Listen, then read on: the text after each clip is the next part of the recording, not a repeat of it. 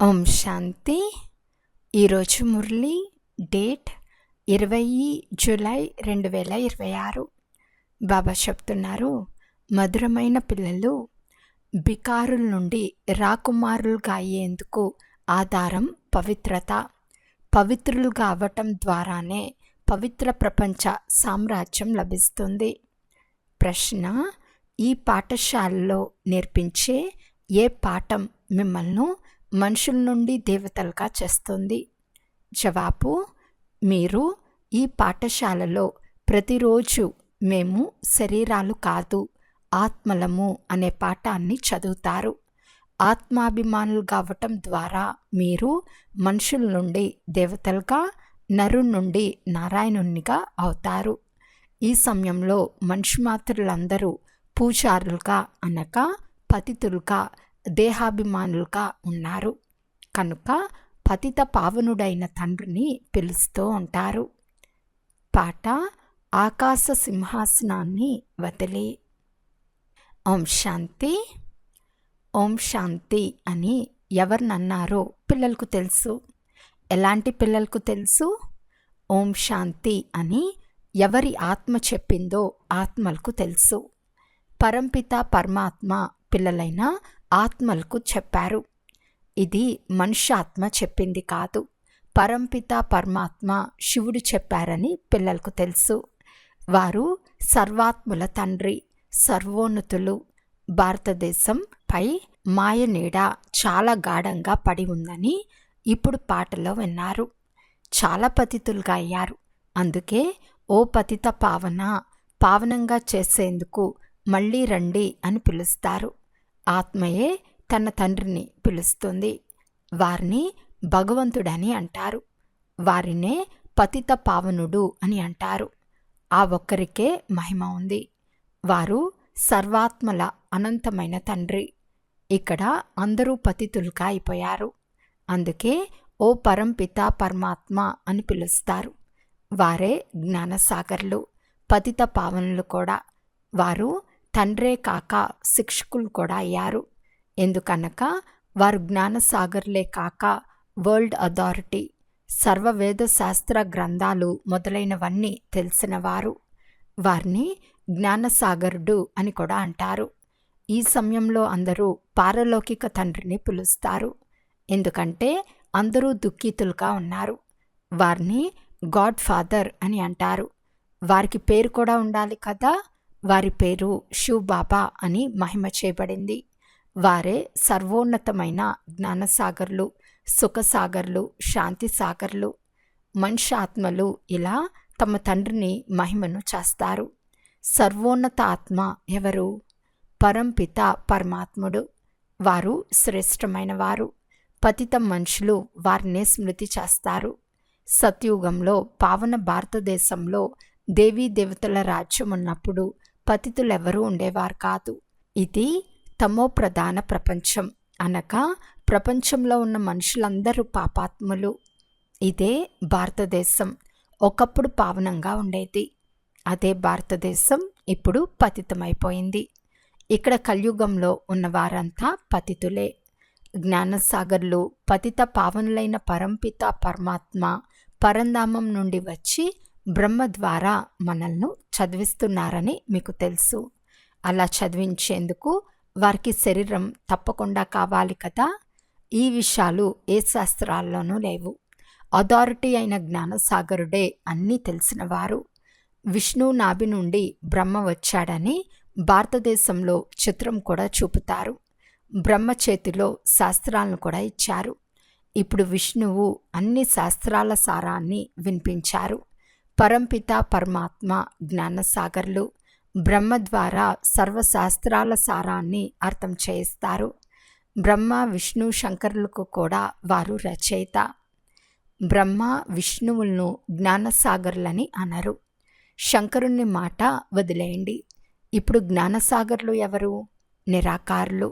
సర్వోన్నతులైన పరమాత్మనే పతిత పావనుడు. ఈ మహిమ ఆ పరంపిత పరమాత్మదే. ఇక్కడ కూడా ఆత్మకే మహిమ ఉంటుంది. ఆత్మనే శరీరం ద్వారా నేను ప్రెసిడెంట్, నేను బ్యారిస్టర్, నేను ఫలానా మినిస్టర్ను అని అంటుంది. ఆత్మనే శరీరం ద్వారా పదవి తీసుకుంటుంది.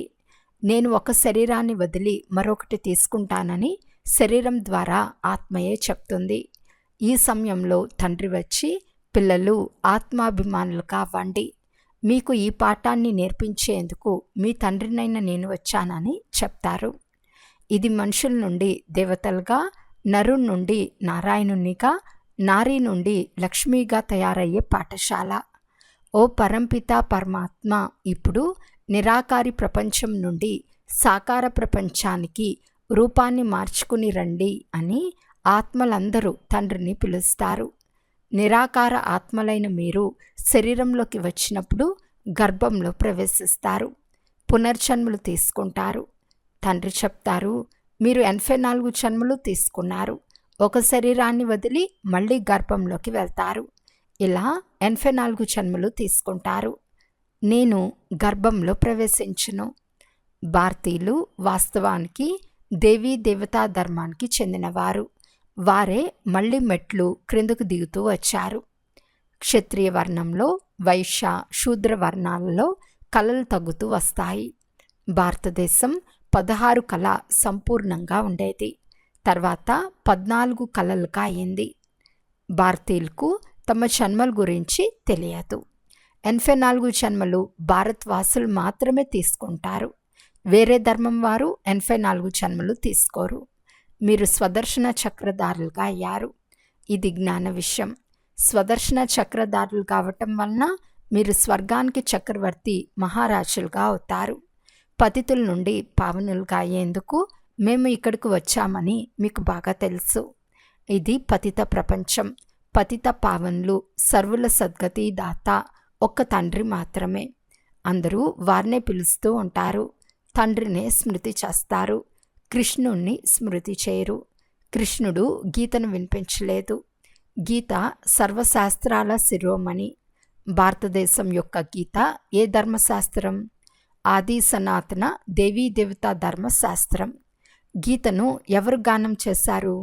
రాజయోగాన్ని ఎవరు నేర్పించారు? పరంపిత పరమాత్మ, పతిత పావనుడైన తండ్రి నేర్పించారు. నిరాకారిగా ఉండే మీ ఆత్మ ఇప్పుడు ఈ సాకార శరీరాన్ని ధారణ చేసింది. సాకార మనుషులను భగవంతుడని ఎప్పుడూ అనరు. సత్యుగంలో లక్ష్మీనారాయణులు ఉన్నప్పటికీ వారిని భగవంతుడని అన్నారు. అది ఒక టైటిల్. నియమానుసారం భగవంతుడు ఒక్కరే, సృష్టికర్త ఒక్కరే, మిగిలిన వారంతా దేవతలు. ఇది 5000 సంవత్సరాల మాట. అప్పుడే లక్ష్మీనారాయణ రాజ్యం ఉండేది. వీరిని మహారాజా, మహారాణులని అనేవారు. భగవంతుడు మహారాజు కావరు. తండ్రి మాత్రమే భారతీయులను అలాంటి దేవీ దేవతలుగా తయారు చేస్తారు. ఇప్పుడు దేవీ దేవతా ధర్మం వారు ఎవరూ లేరు. వీరిని రావణ సాంప్రదాయము వారని అంటారు. ఎందుకంటే ఇది రావణ రాజ్యం. రావణుని ప్రతి సంవత్సరం తగలబెడతారు. ఎందుకంటే ఇతను పాత శత్రువు, కానీ ఇతని గురించి భారతీయులకు తెలియదు. రావణుడు ఎవరో వారికి తెలియదు. రావణునికి 10 తలలను ఎందుకు చూపించారు? శాస్త్రాల్లో కూడా దీని వర్ణన లేదు. ఈ విషయాలను బాగా అర్థం చేసుకోవాలి. మనుషులు పూర్తి రాతిబుద్ధి కలవారిగా ఉన్నారు. ఈ లక్ష్మీనారాయణులు మొదలైన వారిని పారస్బుద్ధి కలవారని అంటారు.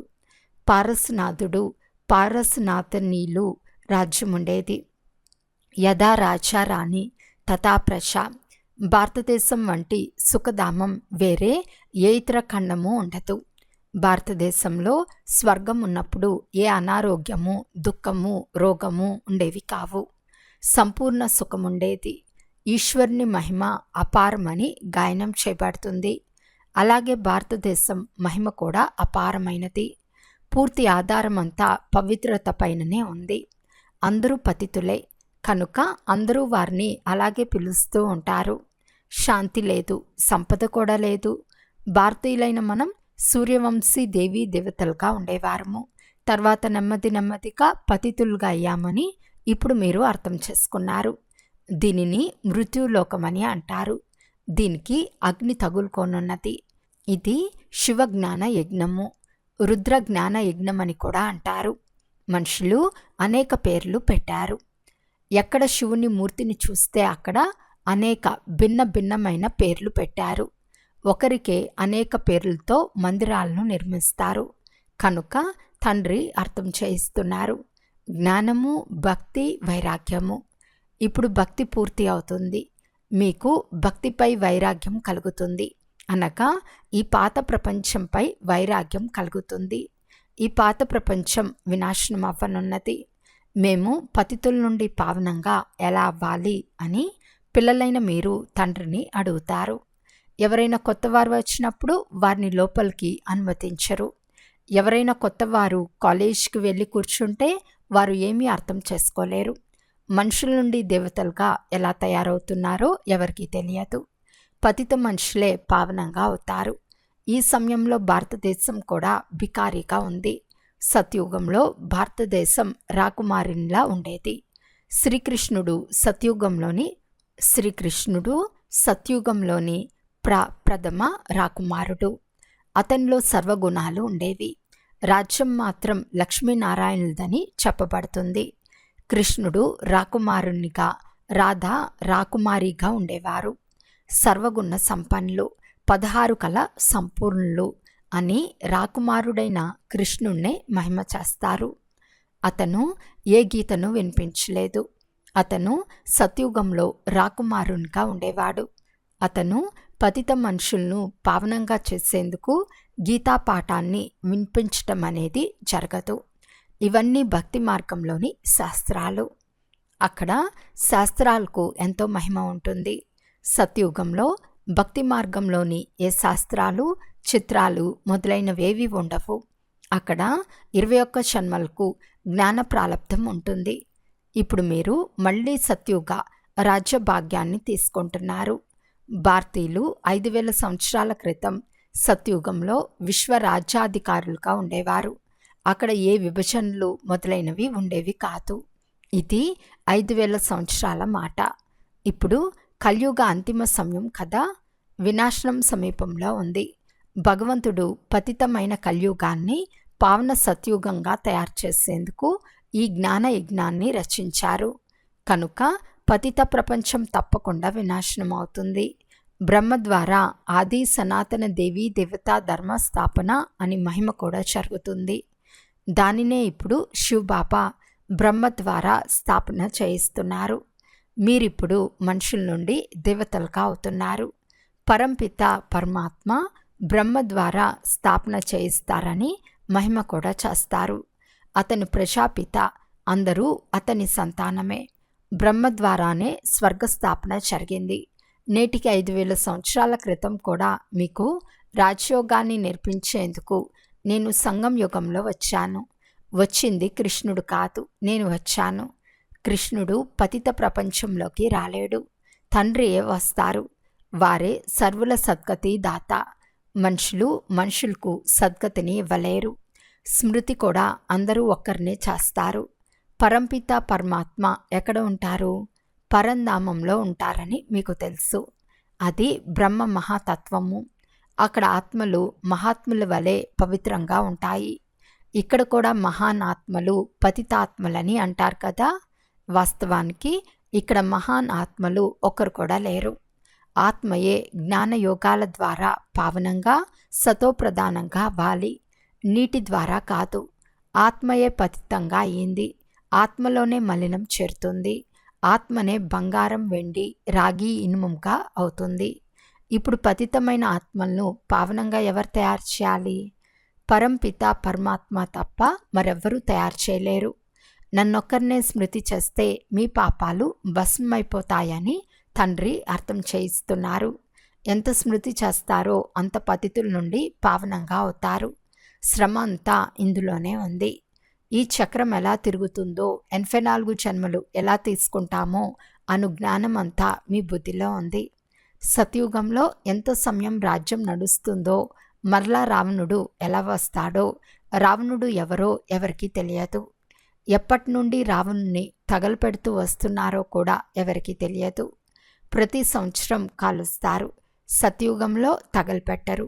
ఇప్పుడు ఇది రావణ రాజ్యం. రామరాజ్యాన్ని ఎవరు స్థాపన చేయలేరు. ఇది ఒక్క తండ్రి మాత్రమే చేయగల కార్యం. పతిత మనుషులు చేయలేరు. వారందరూ వినాశనమైపోతారు. పతిత ప్రపంచం వినాశనం అవ్వనున్నది. ఓ పతిత పావన రండి అని సత్యుగంలో ఒక్కరు కూడా పిలవరు. అది పావన ప్రపంచం కదా. ఈ లక్ష్మీనారాయణను ఇలా స్వర్గానికి అధికారులుగా ఎవరు తయారు చేశారో, మళ్ళీ మీరు 84 జన్మలు ఎలా తీసుకున్నారో ఇప్పుడు మీకు తెలుసు. ఆది సనాతన దేవీ దేవతా ధర్మానికి చెందిన వారే 84 జన్మలు తీసుకున్నారు. వారే ఈ సమయంలో శూద్రవంశీయులుగా అయ్యారు. ఇప్పుడు మళ్ళీ బ్రాహ్మణ వంశీయులుగా అయ్యారు. ఇప్పుడు బ్రాహ్మణులైన మీరు శిఖ సమానమైన వారు. ఇది ఉన్నతాతి ఉన్నతమైన శిఖ. బ్రహ్మ ముఖవంశావళి బ్రాహ్మణ కులభూషణులు. ఇప్పుడు మీరు శివబాబా పిల్లలు. అంతేకాక మనవళ్ళు మనవరాళ్ళు కూడా. మీరు శివవంశీయులు. బ్రహ్మకుమార్ కుమారీలుగా కూడా అయ్యారు. తాత నుండి ఆస్తి లభిస్తుంది. తండ్రి చెప్తారు, నిరంతరం నన్ను స్మృతి చేయండి. పావనంగా అయితే మీరు నా వద్దకు ముక్తిధామానికి వస్తారు. కల్పకృతం ఈ విషయాలను ఎవరు అర్థం చేసుకున్నారో వారే అర్థం చేసుకోగలరు. వారు వేల సంఖ్యలో ఉన్నారు. బీకేలు ఎంతమంది ఉన్నారు అని కొందరు ప్రశ్నిస్తారు. వేల సంఖ్యలో ఉన్నారని చెప్పండి. ఈ దైవీ వృక్షం వృద్ధి చెందుతూ ఉంటుంది. ఇప్పుడు మళ్ళీ ఆది సనాతన దేవీ దేవతా ధర్మం శాంప్లింగ్ జరుగుతూ ఉంది. ఎందుకంటే దేవతా ధర్మం ఇప్పుడు లేనే లేదు. అందరూ తమను తాము హిందువులమని చెప్పుకుంటున్నారు. ఇతర ధర్మాల్లోకి కన్వర్ట్ అయిపోయారు. మళ్ళీ అందరూ వచ్చేస్తారు. మళ్ళీ తండ్రి నుండే ఆస్తిని తీసుకుంటారు. అనంతమైన తండ్రి నుండి అనంతమైన వారసత్వం తీసుకునేందుకు, అనగా మనుషుల నుండి దేవతలుగా అయ్యేందుకు మీరు వచ్చారు. అచ్చా, మధురాతి మధురమైన అపురూపమైన పిల్లలకు మాతాపిత బాప్దాదాల ప్రియ స్మృతులు మరియు గుడ్ మార్నింగ్. ఆత్మిక పిల్లలకు ఆత్మిక తండ్రి నమస్తే. ఆత్మిక తండ్రికి ఆత్మిక పిల్లల యొక్క ప్రియ స్మృతులు మరియు నమస్తే నమస్తే నమస్తే. ధారణ కొరకు ముఖ్య సారము. ఫస్ట్ పాయింట్, పతితుల నుండి పావనంగా అయ్యేందుకు జ్ఞాన యోగాల్లో శక్తిశాలిగా అవ్వాలి. ఆత్మలో ఏర్పడిన మలినాలను స్మృతి చేయు శ్రమ ద్వారా తొలగించుకోవాలి. సెకండ్ పాయింట్, బ్రహ్మ ముఖవంశావళి బ్రాహ్మణులైన మేము శిఖ సమానమైన వారమనే నశాలో ఉండాలి. బ్రాహ్మణులే వారసత్వానికి అధికారులు. ఎందుకంటే బ్రాహ్మణులు శివబాబాకు పౌత్రులు. ఈరోజు వరదానము. తమ శక్తిశాలి వృత్తి ద్వారా పతిత వాయుమండలాన్ని పరివర్తన చేసే మాస్టర్ పతిత పావనీ భవ. ఎటువంటి వాయుమండలం ఉన్నా స్వయం యొక్క శక్తిశాలి వృత్తి వాయుమండలాన్ని పరివర్తన చేయగలదు. వాయుమండలం వికారిగా ఉన్నా కానీ స్వయం యొక్క వృత్తి నిర్వికారిగా ఉండాలి. ఎవరైతే పతితులను పావనంగా చేసేవారిగా ఉంటారో వారు వాయుమండలానికి వశీభూతులుగా అవరు. మాస్టర్ పతిత పావనీగా అయి స్వయం యొక్క శక్తిశాలి వృత్తి ద్వారా అపవిత్ర లేక బలహీన వాయుమండలాన్ని నశింపచేయండి. దాన్ని వర్ణించి వాయుమండలాన్ని తయారు చేయండి. బలహీన లేక పతిత వాయుమండలాన్ని వర్ణన చేయటం కూడా పాపమే. స్లోగన్. ఇప్పుడు భూమిలో పరమాత్మ గుర్తింపు యొక్క బీజం వేసినట్లయితే ప్రత్యక్షత జరుగుతుంది. అవ్యక్త సూచన. జ్వాలా స్వరూప స్థితిలో ఉండి శక్తిశాలి స్మృతిని అనుభవం చేయండి. యోగం అంటే శాంతి శక్తి. ఈ శాంతి శక్తి చాలా సహజంగా స్వయాన్ని ఇతరులను పరివర్తన చేస్తుంది. దీని ద్వారా వ్యక్తులు కూడా మారిపోతారు. కనుక ప్రకృతి కూడా మారిపోతుంది. వ్యక్తులు అయితే నోటి ద్వారా కోర్స్ చేయిస్తారు. కానీ ప్రకృతిని మార్చేందుకు శాంతి శక్తి అనగా యోగ బలం కావాలి. యోగంలో ఎప్పుడైతే వేరే అన్ని సంకల్పాలు శాంతమైపోతాయో అప్పుడు తండ్రి మరియు నేను అన్న ఒకే సంకల్పం ఉంటుంది. దీనినే శక్తిశాలి యోగం అని అంటారు. తండ్రితో మిలనం యొక్క అనుభూతి తప్ప ఇతర అన్ని సంకల్పాలు ఇమిడిపోవాలి. అప్పుడు జ్వాలారూప స్మృతి అని అంటారు. దీని ద్వారా పరివర్తన జరుగుతుంది. అచ్చా, ఓం శాంతి.